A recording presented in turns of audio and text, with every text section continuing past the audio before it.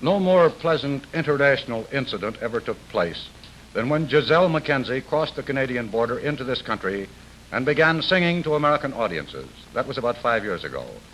Since then, you've undoubtedly heard her records, listened to her on radio, seen her on stage, and also on the television program Hit Parade. And at the ripe old age of 28, she's quite a success. Gisele, whose real last name is LaFlèche, is from Winnipeg. Her father's a doctor. Her mother was a concert pianist. And as a matter of fact, Gisele was almost a concert violinist herself. Miss MacKenzie lives in this building overlooking Central Park here in Manhattan. She moved into the apartment only about 6 weeks ago. Good evening, Gisele. Good evening, Mr. Murrow. That's a very unusual first name, Gisele. Well, as a matter of fact, when I was born, Ed, my mother wanted a boy. And at the last minute, having to face the facts, she looked through a book of saints and found Saint Giselle, and she said, I don't believe there's a saint by that name. So that's how I came about that name. Tell me, what made you switch from the violin to singing?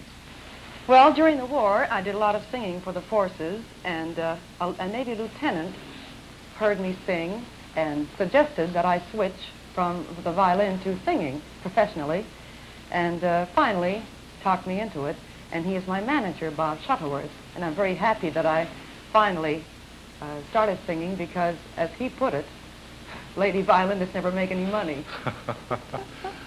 Gisele, tell me, do you ever get homesick?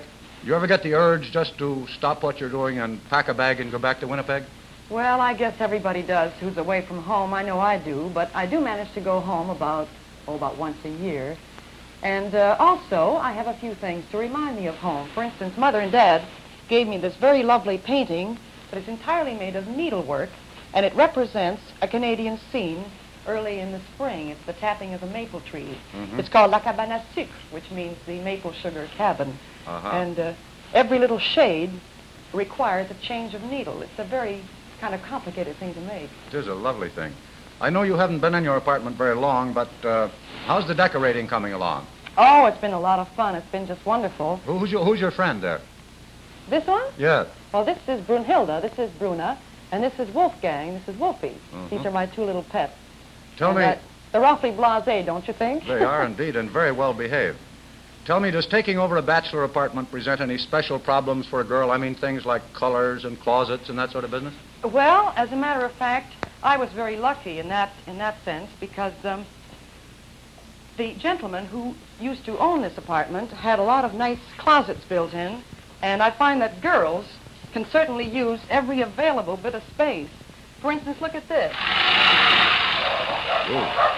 Okay, fellas, come here. You see, there's place for shoes and all the unmentionables, and even a place for jewelry, so it's very handy that way. Well, I suppose being a woman, no matter how big the bathroom is, it's still not big enough. Is that right? Well, that's true. So I find that I have to put my perfumes out here. I have quite a collection of them, and I find that every perfume suits every different mood. This one smells of Christmas trees, and when I don't have the one to suit my mood, I usually create one. Why? Well, because if you don't have the right scent, you just don't feel well. So one night, I brewed this very mysterious-looking bottle. It has about 14 different French perfumes in it, and it's very exciting. I call it Label X. What about this business I've heard of your painting the walls to match your moods? Well, you see, I find that if I have light colors around me, I feel a lot gayer. For instance, in the kitchen, I'm probably one of the few people who have a pink kitchen. And this is the pinkest kitchen you've ever seen. Everything's pink in here. Do you like to cook? I love it. It's my favorite hobby. In fact, it's kind of a form of therapy with me. I like to relax while cooking, and I actually use all these herbs. Not all at once, but I do use all of them at one time. You don't ever get the herbs mixed up with the perfume, do you? Well, I've often thought of putting a little dash of French perfume in a stew. I might try it someday. Well, I know I don't have to ask you if you enjoy singing. Well, that I always do. I wouldn't want to do anything else. Well, believe me. Would you sing something for us? Love to. I finally found a piano to match my furniture. Now, this is a little bit of my latest recording. I am gambling with my heart, and it's yours to take or break. You may love me, you may leave me. That's the chance I've got to take. Tell me, is singing pretty much the same in all phases of show business, or do you have to change your style when you switch from television to the stage, for example? Well, I've only done one musical comedy this summer. I played South Pacific, and I found that, for instance, on the stage, everything that you do has to be exaggerated. For instance, on television, if you move an eyebrow, like this, it's a calamity. But on the stage, you have to do so many big, terrifying gestures just to get any message across at all. Mm-hmm. I saw you play the violin on the Benny show some time ago. Did Jack coach you? Well, he didn't coach me on the violin, but he did give me some wonderful coaching on comedy. In fact, he's been a wonderful friend of mine all along. He's helped me so much. I'll never forget the time that I first went on tour with him. He didn't know that I played the fiddle, you see. And I had told my manager, please don't tell him that I play the violin because I'd put it away for good. And he said, well, it's too good an opportunity not to tell him. And when Jack found out, he said, come up here, you little rascal, and play for me. So I got up and played as best I could. And his only comment was, well! Gisele, we've talked a lot about the good aspects of show business, but what about the other side? There must be some tough moments, too, huh? Well, you just heard one a little while ago, and my dogs were barking. But I can remember one embarrassing moment on the hit parade. It happened, I think, about a year ago. I was doing a number in which I was a pioneer woman, and I had a bloodhound with me. And, of course, the leash was around a tree trunk. And in the middle of the song, I heard this horrible crunching noise, and it was the tree trunk walking away. You can imagine my embarrassment. Well, Gisele, things have gone pretty well for you. You must be a very happy girl. Well, actually, I am very happy.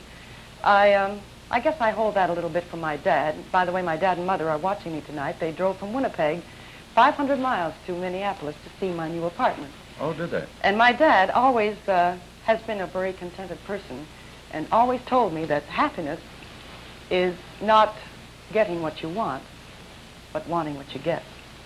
And if you weren't a singer, what would you like to do? I think I'd like to be a doctor. Like your dad? Well, if you'll excuse me one moment, I think I have a telephone call here, which might perhaps be of interest to you. Fine. Minneapolis? Is Mrs. LaFleche there? Have you been looking at your daughter?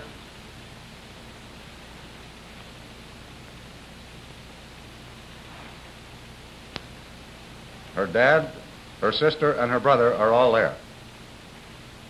Do you hear that, Gisele? Oh, yeah.